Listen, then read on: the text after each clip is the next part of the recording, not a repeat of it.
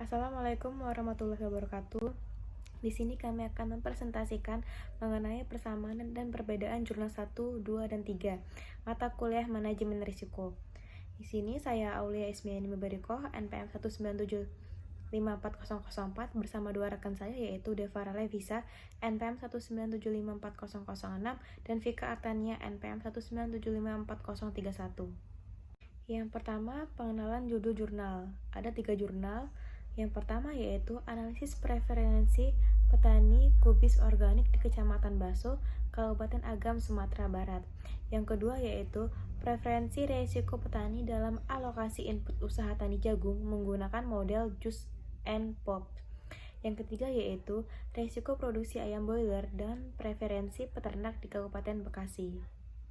Jelaskan perbedaan dan persamaan dari ketiga jurnal tersebut dilihat dari latar belakang, metode, hasil, dan kesimpulan yang ada. Perbedaan latar belakang. Yang jurnal 1 yaitu preferensi resiko petani ini dikategorikan menjadi 3, yaitu 1. Pembuat keputusan yang takut terhadap resiko atau menghindari resiko atau risk averse. Yang kedua yaitu pembuat keputusan yang berani terhadap resiko, risk taker atau risk prefer. Dan yang ketiga yaitu membuat keputusan yang netral terhadap resiko, risk neutral, menurut Tobison dan Betry tahun 1987. Yang jurnal kedua yaitu prevensi resiko petani dalam menghadap perubahan teknologi input yang berbeda akan sangat menentukan keberhasilan penerapan teknologi tersebut. Resiko produksi usaha tani dan efisiensi input merupakan dua hal yang tidak dapat dipisahkan. Sedangkan jurnal ketiga yaitu preferensi risiko peternak akan mempengaruhi keputusan alokasi penggunaan input. Diduga disebabkan besarnya preferensi risiko peternak terhadap penggunaan input adalah risk averse. Baik, Assalamualaikum warahmatullahi wabarakatuh. Di sini saya Devara Levisa, NPM 1975406.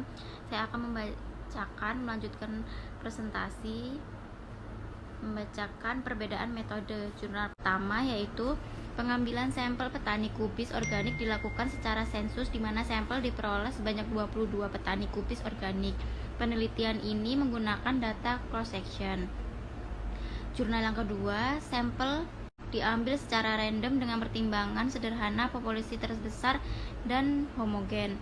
Jumlah sampel diambil dengan rumus Solvin sebanyak 164 orang. Model fungsi produksi dan risiko yang digunakan ialah COP dalam bentuk fungsi Cobb-Douglas.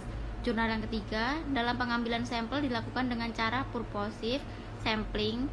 Jumlah responden dalam penelitian ini adalah 35. Untuk menganalisis fungsi produksi dan fungsi risiko ayam broiler diasumsikan menggunakan model fungsi tipe Cobb-Douglas. Selanjutnya akan diregresikan dengan metode ordinary least square atau OLS. Selanjutnya perbedaan hasil. Jurnal yang pertama, hasil analisis prevensi risiko petani kubis organik dan kubis konvensional di Kecamatan Baso dengan menggunakan model analisis prevensi risiko yang dikembangkan oleh Kumbakar. Jurnal yang kedua, uji model regresi bertujuan untuk mengetahui seberapa besar pengaruh variabel input terhadap produksi jagung. Besar pengaruh variabel input dapat dilihat melalui koefisien secara signifikan pada T-hitung. Jurnal yang ketiga, pendugaan fungsi produksi dan fungsi risiko dengan metode OLS. Nilai koefisien pakan berpengaruh positif dan nyata terhadap produksi dengan nilai sebesar 0,78 pada peternak mandiri, sedangkan pada peternak mitra sebesar 0,72. Hal ini menunjukkan bahwa penambahan jumlah pemberian pakan atau di mana input lainnya tetap masih dapat meningkatkan produksi ayam broiler.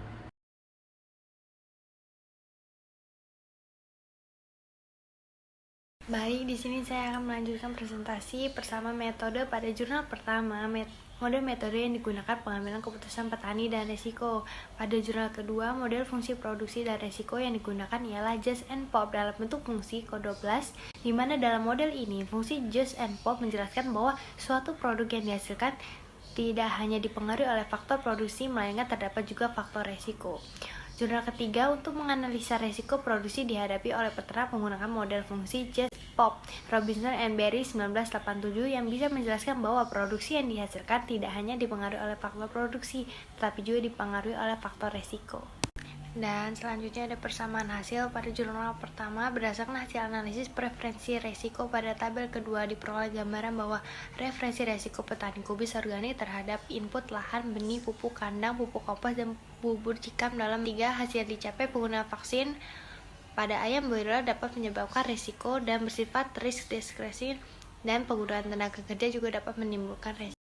Selanjutnya ada persamaan kesimpulan. Jurnal pertama bahwa preferensi resiko petani yang menanam kubis organik terhadap keseluruhan penggunaan input produksi adalah risk average atau cenderung menghindari resiko. Jurnal kedua, petani dengan preferensi risk seeker menggunakan input produksi lebih besar daripada petani dengan preferensi risk average. Jurnal ketiga, preferensi peternak mandiri di Kabupaten Bekasi dalam menghadapi risiko adalah risk average. Sekian dari kelompok kami, saya akhiri. Wassalamualaikum warahmatullahi wabarakatuh.